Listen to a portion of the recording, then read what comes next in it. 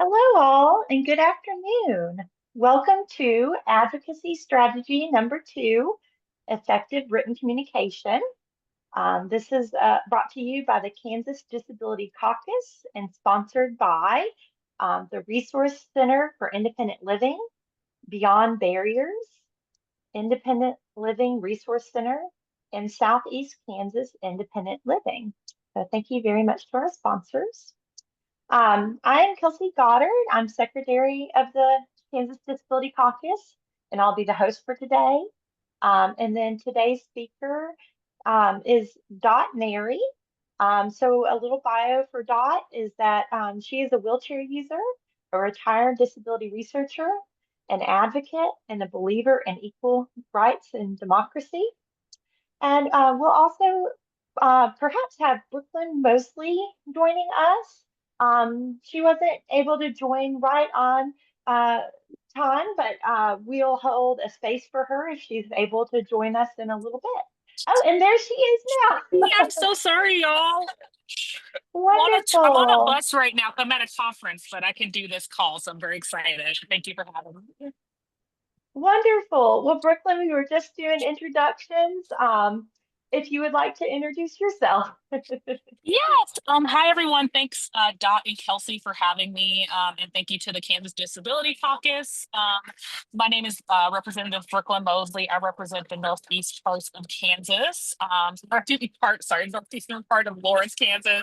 So that includes the University of Kansas and downtown, which I like to consider the best parts of Lawrence. And I'm really excited to talk to you all about how to communicate with your legislator. Wonderful, wonderful. All Kelsey, right. Kelsey, can I give a little bio for you? Just a little Yes, background. absolutely. Uh, Yes. Kelsey, I worked with Kelsey at the Research and Training Center on Independent Living at KU. She has a doctorate in applied behavior analysis, and she is very active in disability issues. She's on the board of the caucus, as she mentioned, and she's a mom. So she's a busy woman, and thanks for doing this, Kelsey. Wonderful. All right. Well, we'll go ahead and dive in. I'm going to go ahead and share my screen to get the slides up.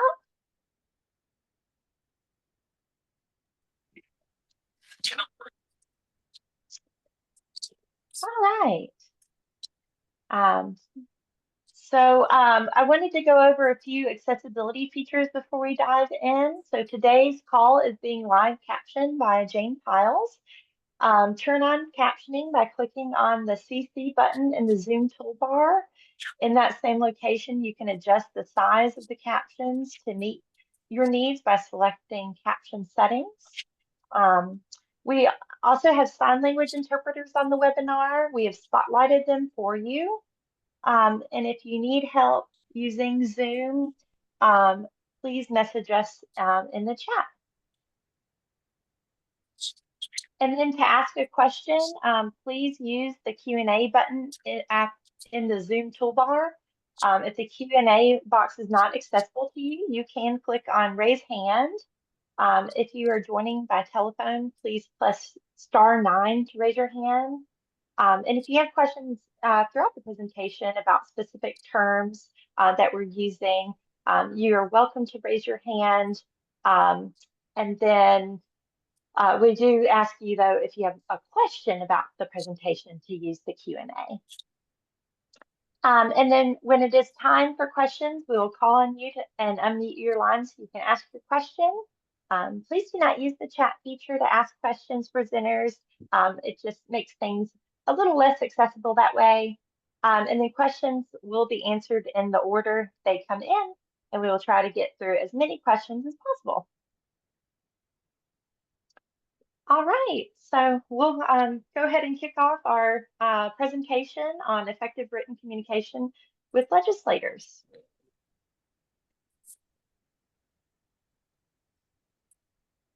Okay, so go ahead. I was going to say, Brooklynne, you can take it from here.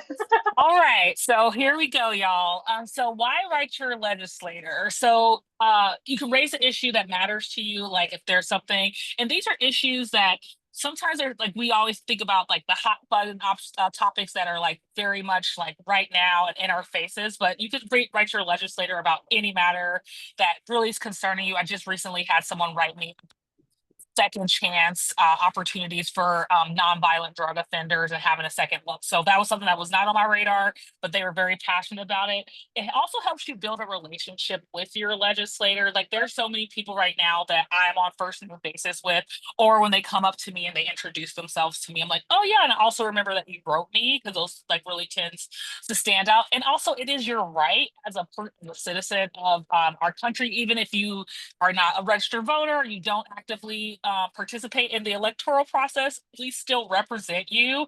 And I hope you do participate in the electoral process, but we still represent you. So that is your right as a citizen. And just being part of the process, when I think about it, it's just like there's being part of the process. A lot of time when I think about like people reaching out to me, the ways that I know that something is really on the radar of folks and they are really caring about it is when they start to communicate with me.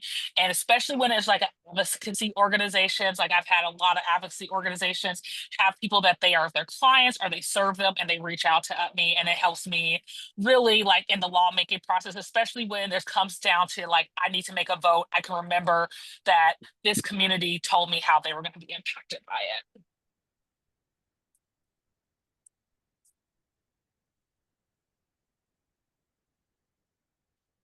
Okay, I think I'm doing this one, right?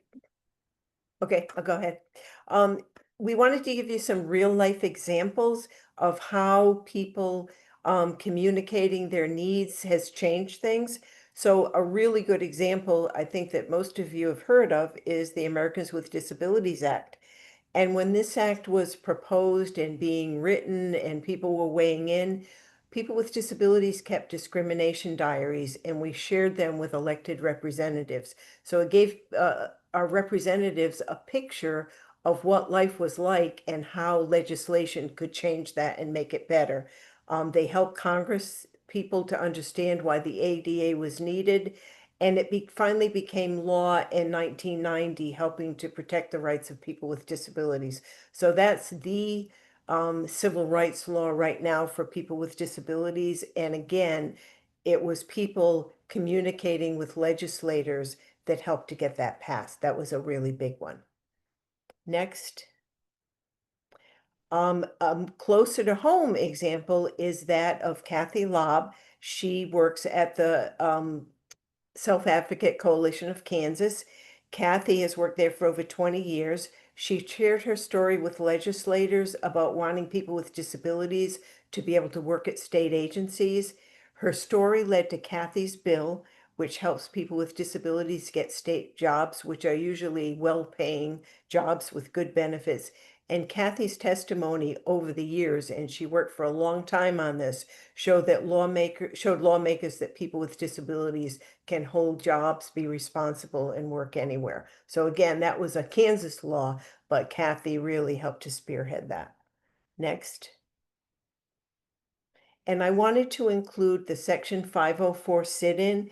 If anyone's seen the movie Crip Camp, this was highlighted. And if you haven't seen it, you should see it because it's just such a great part of the history of the disability rights movement. In 1977, disabled activists held the longest sit-in in a federal building in U.S. history in San Francisco. There were sit-ins in other cities, but San Francisco was the longest one. The goal was to pressure the administration under President Jimmy Carter to issue regulations for Section 504 of the Rehab Act, which had been passed in 73. So from 73 to 77, this law was on the books, but it was not implemented. There were no regulations. So success, 23 days later, after days of sitting in, of people sleeping on the floor in a federal building, working with each other as personal care attendants or interpreters, those regulations were passed.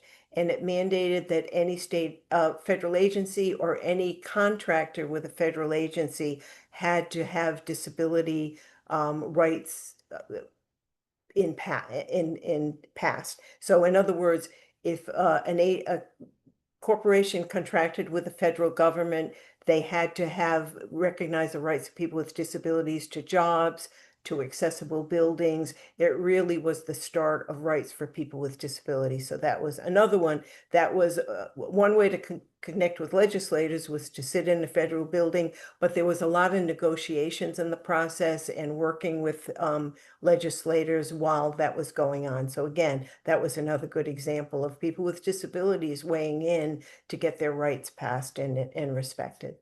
So good. Next one.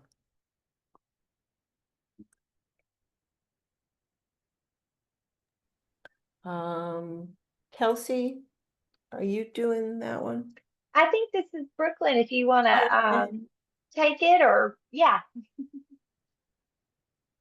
Oh, and you're on mute, Brooklynne. I'm partying like it's 2020.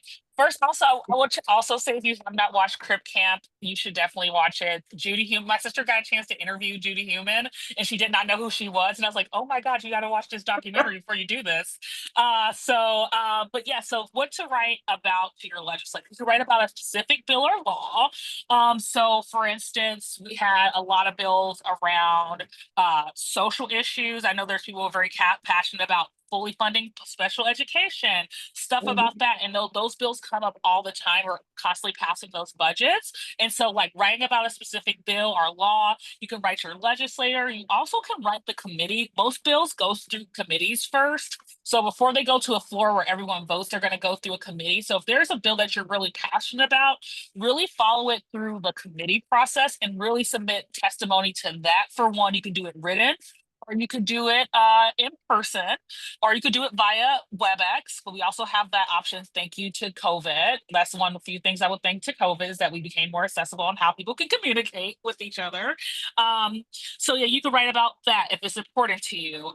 You can also fix stereotypes. There's been a couple of times that like a legislator, sometimes you don't know what you don't know, and you could say something and you can have the best intentions, but like intentions versus impact are two different things. So if you want to correct a stereotype, or even like sometimes people might have this paternalistic attitude when it comes to the disability community, and they don't want to necessarily treat this community like it's a fully autonomous community, and they want to have this paternalistic attitude, correct that. Like don't hesitate to reach out to your legislator or a legislator who said that and correct it. And then like, yes, and then sharing your story to break stereotypes, for sure. And then just like life with disability. I'm someone who lives with visible disabilities. But my disabilities, like that's my journey. But there's also folks who, I don't know about how someone's life is, and there's a lot of assumptions that can be made. Like, for instance, people, someone who lives in who has mobility issues, you might think, oh, they need this, but realistically, you didn't talk to them. And so making sure that you're sharing like your life, because there's a difference between someone being part of the conversation and someone being a topic of conversation. So you really want to make sure that you're part of that conversation when laws and policies are being created that's going to directly impact your community, even if it's not directly saying that this bill is for the disability community. There's a lot of bills that have fringe impacts that would hurt you, and people don't like necessarily think about those things. So yeah, all right, thank you. And Brooklynne, you can take this slide as well if you'd like. I don't mind. So here's some things that's been really helpful. So including your name and address. If I see an email and I see an address at the bottom that has, I like represent Northeast Lawrence. If it's like North Lawrence or Old West Lawrence or East Lawrence, like I know that that is my constituent, and that I try to respond to everyone, but I know that I need to give a special care to this because my constituent reached out to me. But if someone reaches out to me for an issue, regardless of my constituent, I try to reply to as many people as possible. Mention that you have a disability if you're comfortable sharing. You don't have to share anything that you're not comfortable with. And I think that you shouldn't have to trauma dump to feel like you're being seen and that your concerns are. So if you want to share that information, that's helpful, especially if that information is something that is directly impacted by that law, or is a law that says whatever. So like, but you don't have to share anything, and you do not have to trauma dump to be validated and to have your concerns be valid. That you're a voter. If you say, I'm a voter, I live in your district, and this bill has impacted me, those are three, most legislators are going to know that like I need to give this care. And also this person probably knows other people in my district who they'll talk to. Because if you do something great, they might mention it to one person. If you piss people off, they will mention it to everyone. They will publicly put it on social media and they will tag you. So making sure that you are saying that like, hey, like saying that you're a voter, it's like something that's going to get attention. Why this issue matters to you, I kind of touched on that. If it matters to you, it matters to you. Once again, you do not have to share any information that you're not comfortable with. Including facts and figures is important because like there's things that like there's definitely qualitative things, but you could say that like this many people are impacted by this, or this many people will be impacted by this statewide, like that tends to get attention. If you have something that you want specific from them, if you want a response, say that you want that response. So that also is like, that's another thing for me to say that this person also, because there's sometimes I get emails, I'm like, does this person want me to respond to them? I usually respond and say, thank you for your correspondence. Usually people email me for things that I'm already on their side for. But I'm like, thank you for that correspondence. So if you want a response, you deserve a response, add that to there. And you can be forceful, but also be polite. Realize that we are humans.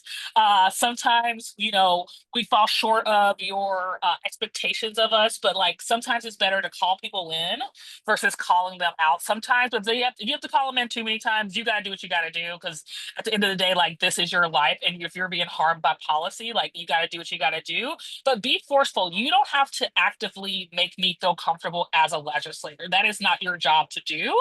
So be forceful if you need to be forceful, but also be polite because we're in Kansas.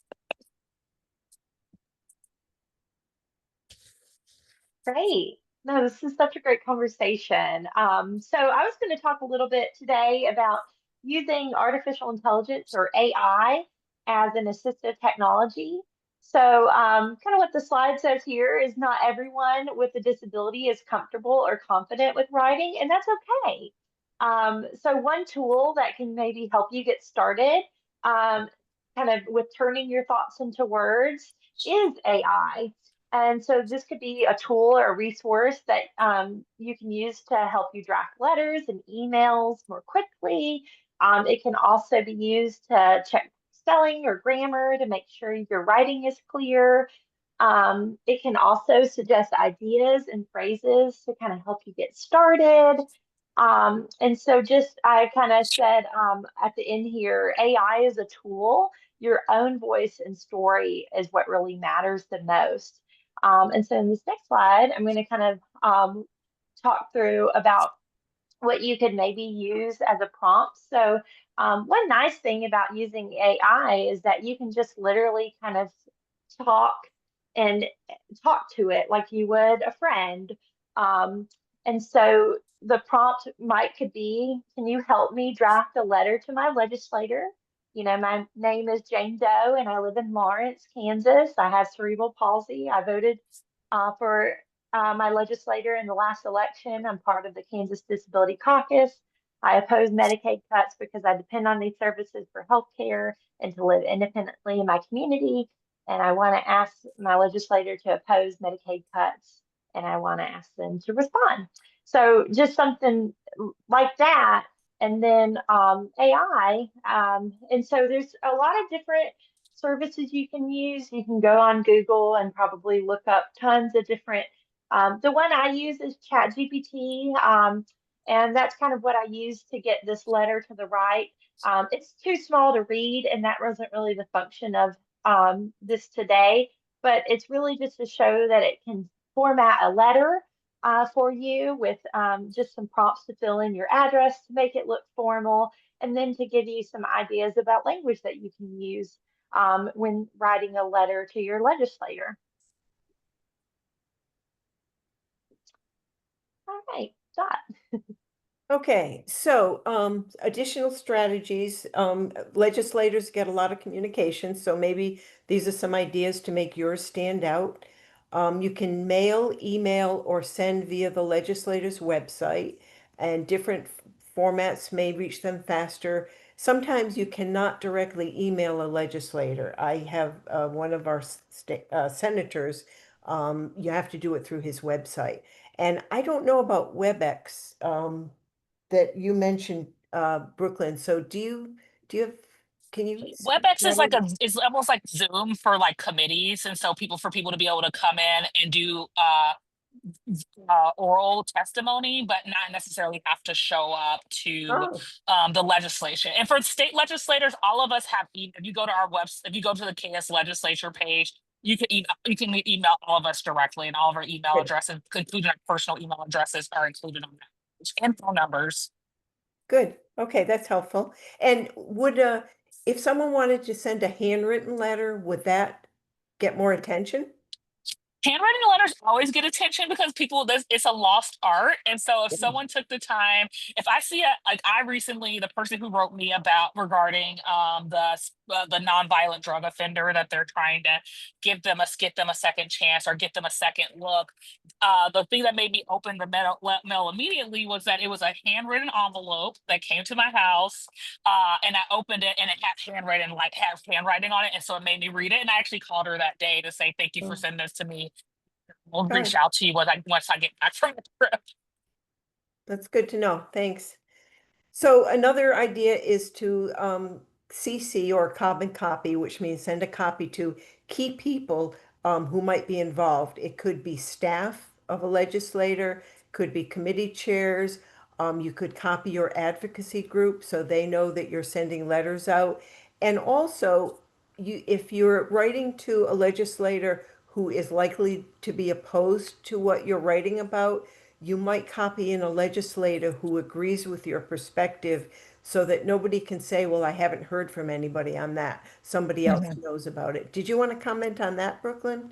Is that? Yeah, yes, that is actually a really good tactic, and we often talk about that. I think it's really we're in a state that there's a super majority, and so people don't necessarily have to listen to constituents right now, and so it shouldn't be that way, but it feels that way sometimes. And so I know that people have CC'd me on emails, so they know that I'm a friendly legislator, and I know people have emailed legislators who have either like led the charge on something just so that so someone knows that, like, hey, I saw that email that you sent. Hey, did you see this email from your constituent, or did you see this email from the person who was talking about XYZ? I was also included on it. Do you want to talk about it further? Oh, So I think that's a good tactic to have. good, good. Um, here's the another one is just the one we talked about. A handwritten letter can feel more personal and get noticed. Follow up after sending your letter or your email, call or email to make sure they got it and ask for a response. That follow up may get more attention. Group efforts, if you belong to an advocacy group like the Disability Caucus or your Independent Living Center, organize to send letters together so you have a letter campaign then, and those will be counted. And always try to personalize a boilerplate message. A lot of organizations will send out a letter, boilerplate, so you can put your name and send it, but always try to personalize it, give it a different start or something that will just distinguish it from just a bunch of letters that say exactly the same thing. So that's another Mhm. tactic to get yours noticed. Good. And it's really important that legislators hear from many people. They have staff that keep track of how many people call or write about an issue. It's like a tally mark to show what issues are most important to their constituents. When lots of people contact them about the same issue, it shows that it matters, and even short messages help to build support. So I would say, and Brooklynne may want to comment, but I would say that if you only have a little bit of time, still send a basic message, Mhm. still send it so it'll get counted. That, is that Yeah, useful? definitely send that message. I know that there was a couple of bills this year that I felt more comfortable with my vote because I got so many messages asking me to vote a certain way, and it was coming from my community. It was also coming from people who I recognized their names. I knew the communities that they lived in, and so I do think that making sure that people are not just hearing from you, and you can write on behalf of the individual. You can say, my name is Brooklynne Mosley, and I belong to this organization in there was about 20 of us in a meeting, and we discussed this because it shows that there's Wow. numbers, it shows your community. So you can also make yourself bigger than just yourself as an individual, but we definitely want to hear from as many people as possible. Even and it's like one of those things, it makes it also where, especially when people are voting against the will of the people, making them feel uncomfortable with the fact that so many people email them with the contrary is important. Great, great. Is this me? I'll do it. Okay. Join forces with disability organizations. There certainly is power in numbers, and especially when an organization is recognized as having many members, that they'll often organize letter writing campaigns, calls to action, or group advocacy. Being part of a group can amplify your voice and help push for bigger changes, or just show that your letter represents many people. So if you can, sign up for email lists, newsletters, social media, so that you get the latest information, you get updates on important issues, and you get alerts when it's time to contact legislators, like when there's a vote coming up soon. You'll know about that and be able to get in touch. Attend meetings or webinars and get help crafting your message. There's a lot of help out there. Your independent living center, other people with disabilities, that's important. And I wanted to add something too. Another way I think to influence legislation is to write letters to the editor. If you have a local paper, writing a letter about an important issue and urging your legislator to support it might be another way to put some pressure on. Brooklynne, do you want to comment on that? About letter writing campaigns. Well, letters to the editor. Yeah, so letters to the editor gets attention, but it not only gets attention to the legislator, it gets like it's basically a public letter to the legislator. And so I think it's when you send something in the inbox, like that stays like basically that stays between the I think we're all subject to Quora, but if you put something, you send an email, like the chances of anybody else seeing it besides like the legislator and a handful of other legislators seeing that is very slim. But if you do a letter to the editor, for one, it helps people understand that they may have an issue with what is happening as well, and that they're not alone. But it also puts it in the forefront, and it does alert other people to like something that is happening. So letters of the editors are always a good thing. And it also makes people understand that they're not alone, because sometimes it can be very isolating to feel like you're worried about something. So yeah, so a letter to the editor is great. Good, good. Next. Calling versus writing. Both calling and writing are important. Legislators pay attention to both calls and written messages. Best to call if a vote's happening soon, if you want a quick response, to let them know right away that there's an issue that's important to you. And when to write, you can put more information in a letter. So to share your personal story or explain why the issue matters, and if you want to send supporting facts or resources. So there's different times you may want to call or write, but you can put more information in a letter. So that might be a good thing to do when there's time for the legislator to receive it. But if there's a vote coming up, maybe calling might be a better idea.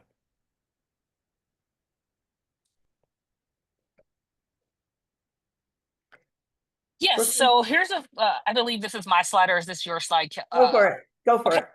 So here's the final thing: your voice matters. You should communicate with your legislator. It makes a difference. Like I said, there's a couple of times where there was a vote that came up, and I was like, no one has emailed me about it. And I know that there's some easy yeses and there's some easy no's to vote for, but the hard yeses and the hard no's really comes down to like who's communicating with me.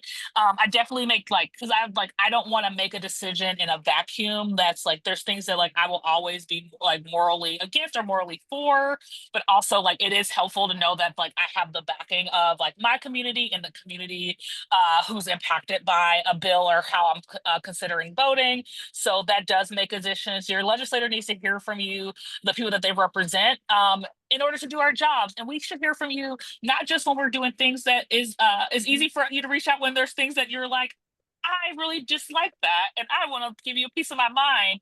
But it's also great when you hear a bill, when especially afterwards, if there's a bill that didn't go the way that you wanted it to go, trust me, that legislator, at least on my end, there was a couple of bills that were like really hard to watch get passed. And I voted against them. But the thing that really helped me, like, say, like, you know what, this absolutely sucks, was when people sent me like emails afterwards thanking me for my vote and thanking me to vote, like, for voting a certain, like, voting a certain way, like, hey, I know this didn't work out the way that we wanted it to work out, but thank you very much for, like, at least showing that there's people in our state that's supporting communities. So, like, you can email whenever. And to go back to like the different ways of calling versus writing, like, definitely if it's last minute, like, that call is going to be quick, but you can communicate to your legislator however you want to communicate to your legislator, as long as it's respectful, essentially.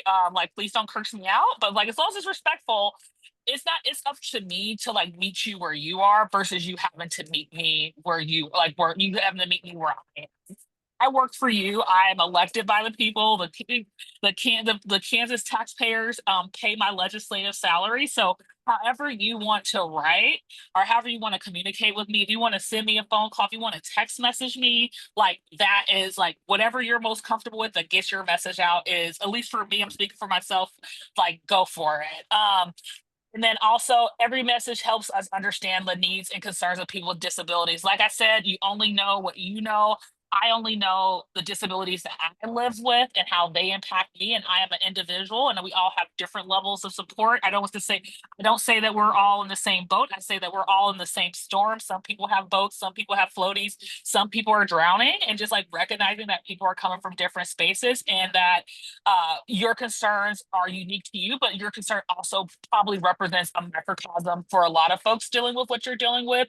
So your writing doesn't have to be perfect. Your grammar doesn't have to be perfect.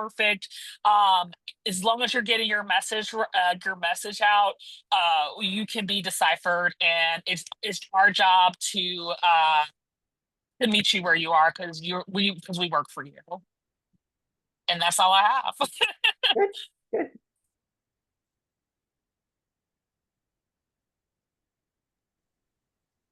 Yeah, I think at the end we just wanted to highlight some tools that can be used to help you advocate. So one is the advocacy training package that was done by the Research and Training Center on Independent Living at the University of Kansas. But that's just a tool that you can use to learn about your rights. So laws like the Americans with Disabilities Act and the Olmstead decision. Um, it can help you build skills like writing letters, testifying, and speaking up. And then you can also go there to read success stories for real people making change. And then Ballot Ready is another website that we wanted to highlight. And so you can use that to find out who your legislators are and how to contact them. And then finally, the National Council on Independent Living, or NICL. That's just a national voice for disability rights and independent living. They have a Facebook page and other social media pages, and as well as a website, and they're constantly highlighting important issues that affect the lives of people with disabilities. If you kind of want to join some of their advocacy efforts there, they offer toolkits and policy updates that you can listen to and join. Good. And so the final slide is just asking you all for questions. So I'm going to stop sharing and invite everyone to submit questions through the Q&A feature on the Zoom tab at the bottom of your screen. And we would all welcome questions that you may have, and look forward to speaking with you.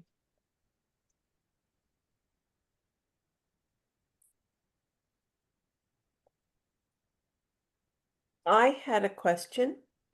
Brooklynne, I still have a question about WebEx and how to access that. Yeah, so for WebEx, if you go to a committee page, it has the WebEx, so you can actually Oh, watch.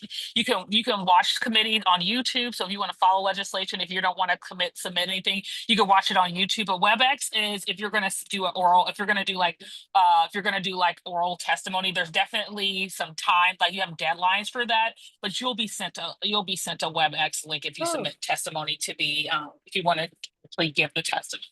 cool. You can't make it to Topeka, which I think is great because I don't think someone should have to drive all the way from Garden City to have their voice be heard in our state house. That's great. That's great. Just personal disclosure, I am bedbound a lot of the time. So this, writing letters, connecting with legislators, and that's another way to connect, and be active in the process, even though I can't be out a lot. So that's great. I'm glad to learn that. That's good.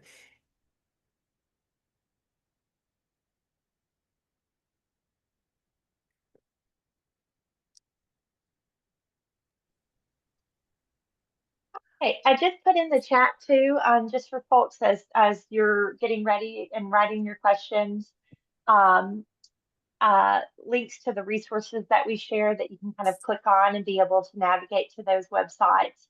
And then Brooklynne just messaged that her phone may die soon as a heads up. So, but before it does, Brooklynne, we just want to say thank you so much for Oh, joining yeah. us. Yeah, Okay, it was I'm gonna stay on fantastic. until it dies. I'm gonna stay on until it Okay. dies. I do have one thing I do want to add about like the legislative process, is that if that's okay. If you have something that you're really concerned about and there is a bill that you want to get through, you can reach out to your legislator if you're an individual, and they can start that process for a bill. And if there's something that you want to happen and you don't feel like your legislator is someone who is going to be amenable for it, you can reach out to a friendly legislator who has made that issue something that they're passionate about, and they can introduce a bill for you. But if you want to get a bill written up in Kansas, we have this amazing thing where you don't have to write bills yourself. We have a research department and we have a revisers department, and they'll make sure things fit with statute. So Wow. you could just overall, if you see a legislation that went through a different state, you could take that legislation and say, hey, I really like this legislation. And the revisers and the research will look and say, hey, this is what we put it through the process. It might not necessarily pass, but you could write legislators also about legislation that you care to get passed as well. Hmm. I never thought of writing to a legislator for whom I'm not a constituent. So that idea of at least chiming in with others is great. Yep. And the best place to do that is really like those committee assignments. Every bill goes through a committee, and the committee has a mixture of people from all over the place. And so writing the whole committee is also going to be like important. So like reaching out to your legislator, but also reaching out to the people who are. Sure. Oh, that's good. That was really helpful.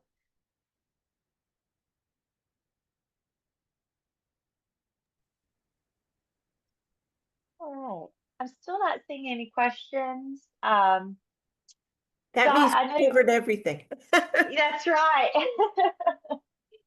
Um, I know you did have one question to pose to the audience, as far as asking, do the people on the call, so do you all have experience writing letters to legislators? And if so, have you gotten a response?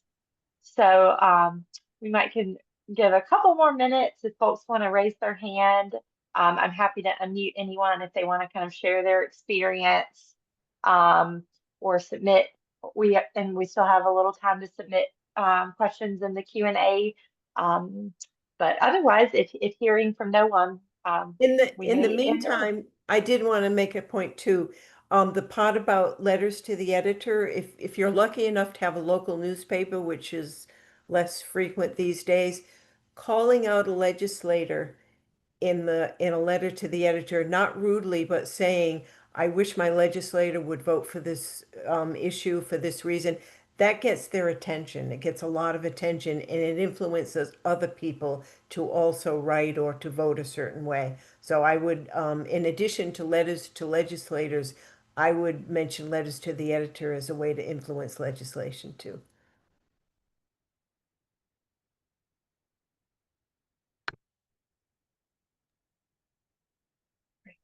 It's a great tip, Dot. And again, that the second resource we provided, if you go on there, it will generate a list of your legislators. So I went on to get mine, and there was one error. There was one school board member who was no longer on our school board, but everything else was just right. And it gave me all the contact information for everything from US senators to state representatives to school board members. So I recommend that as a good site. And I did contact them and say, you've got one thing wrong. So helping them to keep that information current is also a sort of a community service. I see we have a question. Yeah, so Erica does say that I've emailed and called, though I usually have to leave a message. The email responses tend to be generic, so I make it a point to schedule in-person appointments, which I find to be much more effective. That's great. That's nice if you can get in there and do that. And I wonder if there's a way to do that remotely. That's a good question. I don't know. I might check that out, but it's nice to see somebody actively meeting with their legislators. That's great. Yeah, I really appreciated how accessible and Brooklynne tended to make um, herself and saying she was open to texting. Um, Yeah, that's great. And I liked her idea of if a bill that you support didn't pass, but your legislator voted for it, to say, even though it didn't pass, I appreciate your effort. I think it encourages them to do the right thing the next time. So I know that they have support in the community. So that was good information. Absolutely. All right. Well, seeing no other questions, I might get us closed down if that's okay with you, Dot. Good. I appreciate that people attended. I appreciate the interpreter and the captioner, and I look forward to many, many letters and messages going to Kansas state legislators and US legislators. Absolutely. It's an important time to make your voice heard. Um, This is a very important time. Very. absolutely. Absolutely. So yeah, so in closing, just thank you all for being with us today. Thank you again for the Resource and Center for Independent Living, or RCIL, Beyond Barriers, the Independent Living Resource Center, or ILRC, and the Southeast Kansas Independent Living, or SKILL. So all the Centers for Independent Living for sponsoring this webinar today. Um, and then please save the date. Our next in-person Kansas Disability Caucus will be held August 12th through 14th in 2026. So next year, next August, at the Hotel Topeka at City Center, formerly the Capitol Plaza Hotel in Topeka, Kansas. And then our next webinar will be about face-to-face meetings with legislators, and that will be held next Wednesday on June 25th at 2:30 p.m. So thank you so much again, and make sure to advocate. Bye, everybody. Thank you. Bye all.